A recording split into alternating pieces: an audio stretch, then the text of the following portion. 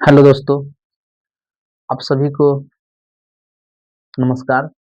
मैं बबलू कुमार, आप सभी को home tuition online learning platform पर आप सभी को स्वागत है।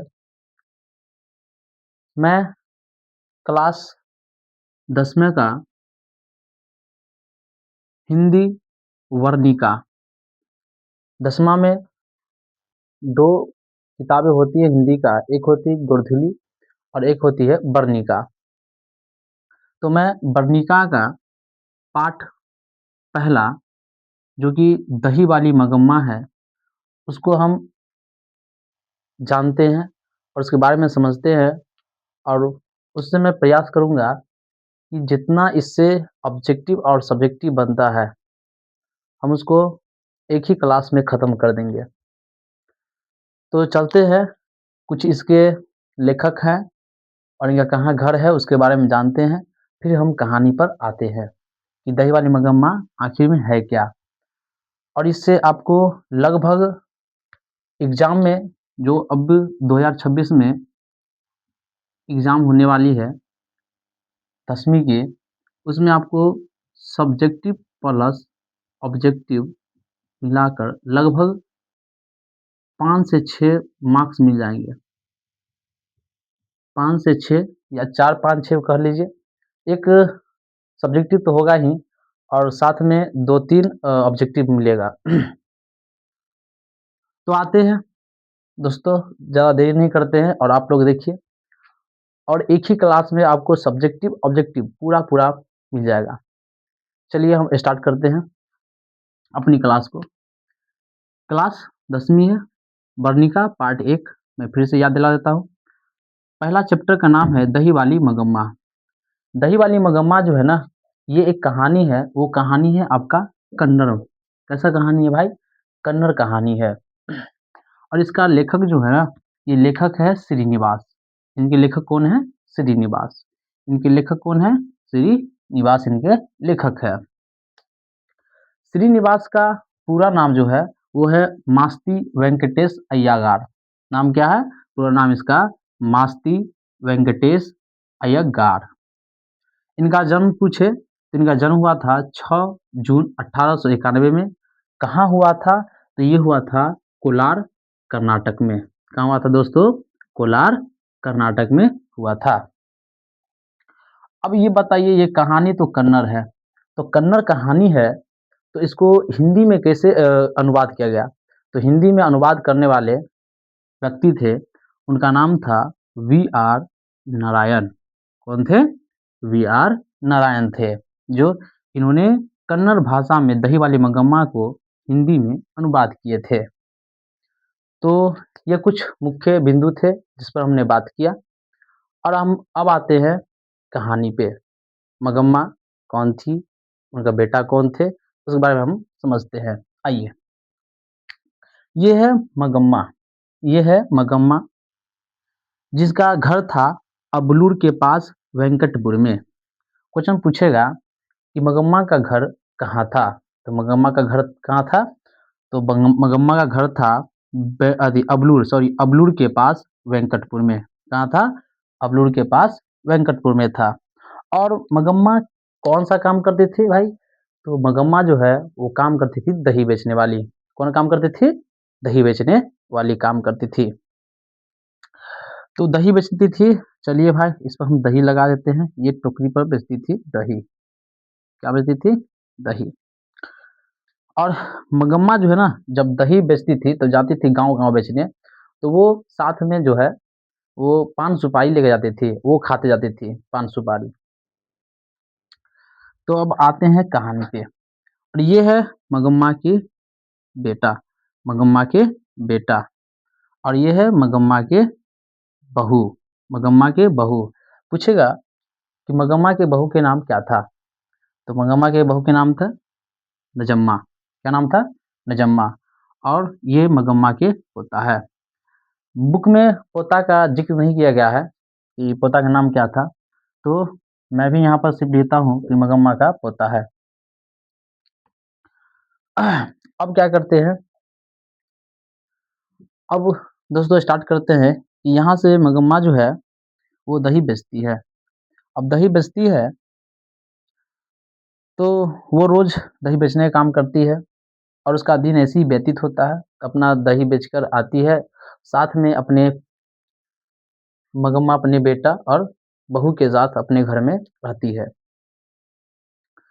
एक दिन की बात है, कोई कारणवश मगम्मा की बहू ने अपने बेटे अपने बेटे को बहुत ही बेरहमी से मारती है, बहुत ही ज़्यादा मारती है, जिससे मगम्मा को देखकर बड़ा तकलीफ़ होता है और ये बोलती है अपनी बहू को बोलती है, "का रे राक्षसी, तुम इस पर इतना क्यों क्रोध को उतार रही हो? क्या हुआ जो तुम इतना मेरे पोते को मार रही हो?" जिसके कारण मगम्मा की बहू ने उल्टा जवाब दिया मगम्मा को, कहा कि मैं अपनी बेटा को मारूँ, उससे आपको क्या होता है? अपने बेटा को मार रहा हूँ, उससे आपको क्या होता है? तो इसी पर आपस में विवाद हो जाता है और झगड़ा होने से क्या होता है कि उनका बेटा समझाता है लेकिन नहीं समझती है। तो कहती है कि हम अपना बेटा को मारते हैं, पूछिए आपकी मम्मी को क्या होता है? जब अपने बेटा को हम मारते हैं, तो क्या दिक्कत है? हमारा बेटा है, हम मारते हैं, कुछ करता है तो मारते हैं। अब की मम्मी क्यों बोलती है? ये अपने पति को समझाती है, अपने मगम्मा को यानी अपने माता को यानी कि इसकी माता को समझाते हैं। उसके बाद क्या होता है कि दोस्तों ये रोज़ जाती है अपना ये है सड़क ये है सड़क और ये जाती है मगम्मा दही बेचने रोज़ के रोज़ वो बेंगलुरु। बेंगलुरु में एक लेखक जो लेखक ये कहानी लिखे हैं, ये श्रीनिवास, ये लेखक है और ये लेखक की माँ है। ये लेखक है और ये लेखक की माँ है और ये जब भी जाती है ना, तो वो जब भी जाती है दही बेचने, तो ये अपने रास्ते से यानी कि इधर से जाती है, अपने घर से जाते हुए और ये लेखक की माँ के घर से तरफ से जाती है दही बेचते हुए और जाती है तो वे बराबर कहती है कि लेखक की माँ को कहती है कि माँ जी, दही लीजिएगा क्या? ये रोज़ के ऐसे ही इसका काम रहता जाती है। लेकिन जब भी जाती है तो ये बताती है अपने पुतोह के बारे में। अपने पुतोह को बताती है कि आज मेरी पुतोह ऐसे की है, आज मेरी पुतोह ऐसे की है, वैसे की है। घर के अपना किस्सा करती है। किसको कहती है? तो ये कहती है लेखक की माँ को। अब ऐसे ही दिन बीत रहा था। कुछ दिन ये जब ये झगड़ा हुआ आपस में, तो कुछ दिन नहीं जा पाई। तो नहीं गई तो फिर यानी कि मान लीजिए 4 दिन, 5 दिन, 10 दिन के बाद गई फिर, तो बोली लेखक की जब ये जा रही थी तो बोले थी कि माँ जी दही लीजिएगा क्या? तो लेखक की माँ जो है ना वो अंदर में कुछ काम कर रही होती है। तो ये लेखक जो है ना, ये लेखक के जो बेटे हैं, ये बाहर में खेल रहा होता है। तो ये बोलता है कि ठीक है मैं माँ जी को बुला देता हूँ, पहले आप हमको दही दीजिए। तो मंगम्मा टोकरी में से निकाल कर हथेली पर रख देती है, कहती है लो और वो खाते हुए जाती है मम्मी को बुलाने। यानी लेखक अपनी माँ को जाती है बुलाने घर से दही लेने के लिए, क्योंकि मंगम्मा गई थी दही बेचने। जाती है तो दही लेती है। बस ऐसे ही चलते रहता है। उसके बाद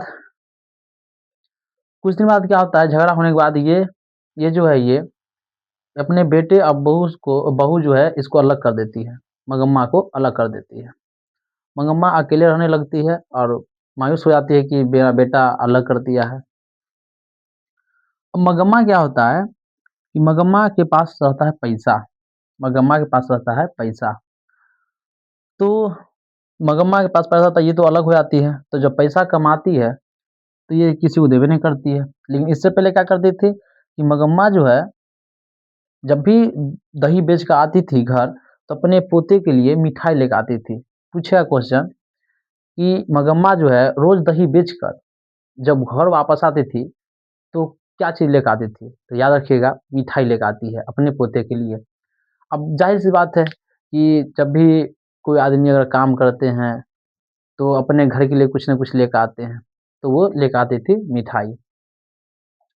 अब अब जब अलग हो गई तो मिठाई भी लाते थे तो नहीं देने देती थी नजम्मा यानी कि मगम्मा की बहू। क्यों? क्योंकि उससे झगड़ा हुआ था और झगड़ा हुआ था तो अलग थी। अब बात आगे चलते हैं कहानी में। अब क्या होता है कि एक समय की बात है, कुछ दिन बीतने के बाद कुछ दिन बीतने के बाद क्या होता है कि पूरे गांव में हल्ला हो जाता है। सब एक दूसरे को बोल देता है कि मगम्मा जो है सो अलग हो गई अपनी बहू से। तो नजम्मा से अलग है मगम्मा।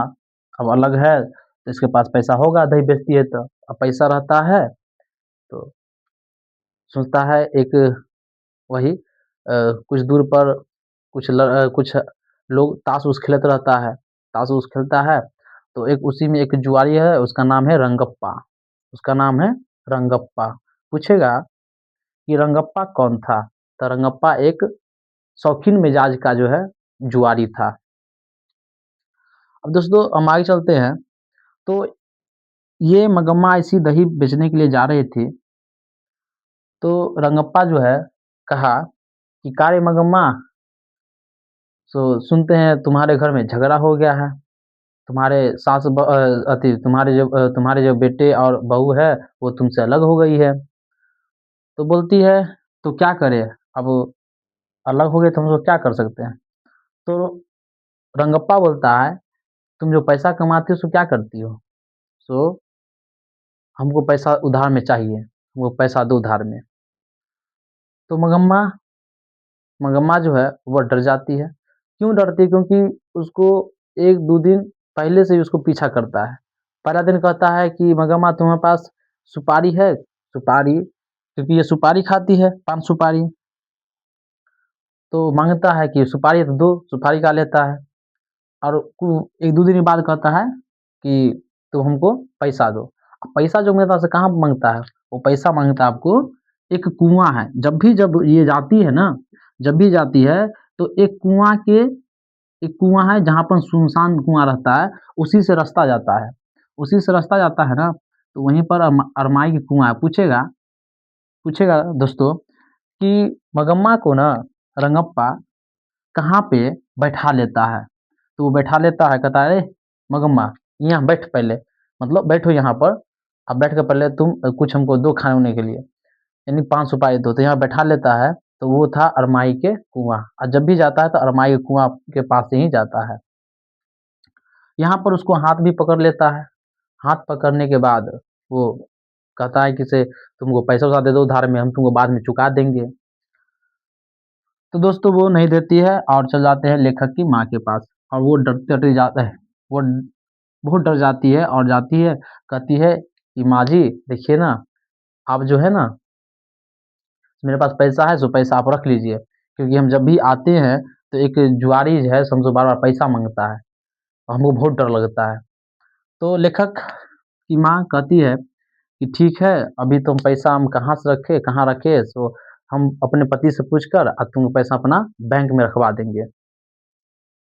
उसके बाद क्या होता है दोस्तों कि जब ये कहती है तो फिर कल होकर आती है, कहती है कि पैसा देंगे, मेरे पास पैसा है, ले लो, रख लो। तो बोलती मैं तो अपने पति से पूछबे नहीं किया हूँ, पूछूँगा तो फिर ले लूँगा तुमसे, तो तुम अभी जाओ मगम्मा। फिर वो चलाती है, ऐसी दही बेचते अपना उसका वही काम होता है, चलाती है।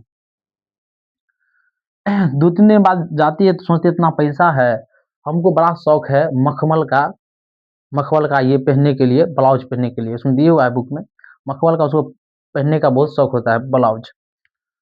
तो मखमल का उसको पहनने का शौक होता है, तो वो क्यों पहनने का शौक? क्योंकि ये जो है लेखक की जो माँ है, ये भी पहनती है मखमल का मखमल का पहनती है कपड़ा। तो मखमल का कपड़ा पहनती है तो पूछती है मगम्मा लेखक की माँ से कि माँ जी आपको जो ये कपड़ा है, वो कपड़ा कितना मीटर गज मिलता है? तो ये बोलती है लगभग 7 से 8 रुपए गज मिलती है। कितना मिलती है दोस्त? 7 से 8 रुपए। उसके बाद ये भी सिला लेती है अपना, ये भी खरीद के अपना सिला लेती है क्योंकि इसके पास पैसा रहता है। तो पैसा रहता है तो अपना ये भी सिलाकर पहनती है, और पहन कर भी अपना जाती है अपना दही बेचने। अब दही बेचती है जब, तो देखती है मंगम्मा की बहू कि बुढ़िया तो बाप रे बड़ा काम करती है भाई, दही बेच-बेच के खूब नया-नया चीज़ पहन रही है। तो इसको कोई आदमी इसको बोल देता है, गाँव समाज की बात है, कोई आदमी इसको बोल देता है कि मंगम्मा को कोई आदमी था जुआरी, वो पैसा-वैसा माँग रहा था, तुम इसको क्यों अलग की हुई है? इसको साथ में रहेगी तो फ़ायदा आएगा ना, मम्मी के साथ में रहो। समझाती-वमझाती है, तो कहती है ठीक है। तो अब यहाँ पर मंगम्मा जो है नजम्मा जो है, मंगम्मा की बहू, वो डायरेक्ट तो नहीं बात करेगी, किससे? मंगम्मा से, क्योंकि झगड़ा पहले थी। तो वो एक तरीका अपनाती है किसके? मंगम्मा के पोता द्वारा, यानी कि अपने बेटे द्वारा, कि तुम जो है ना, कहाँ चले जाओ? तुम चले जाओ अपनी दादी के पास। कहाँ चले जाओ? अपने दादी के पास चले जाओ, और जब भी वो सवेरे जाएगी, तुम उसके पास साथ-साथ चल जाना। कहना नहीं कहना नहीं दादी हम भी चलेंगे, दादी हम भी चलेंगे साथ में, हमको भी ले चलो, हम भी दही बेचेंगे। तो ऐसी ज़िद करती है तो ये बोलती है मंगम्मा, नहीं बुआ तुम अभी छोटा हो, तुम बड़ा हो तो ले चलेंगे, अभी नहीं, अभी तुम नहीं जाओ, हम जाते हैं बेचने। उसके बाद क्या होता है कि इसी तरह से ये इसके पास रहने लगती है। पास रहने लगती है, तो देखती है कि अब मंगम्मा जो है बात मान रही है हमारे बेटे का, ये मंगम्मा नजम्मा की बेटे का, यानी कि ये बात मानती है अपने पोता का।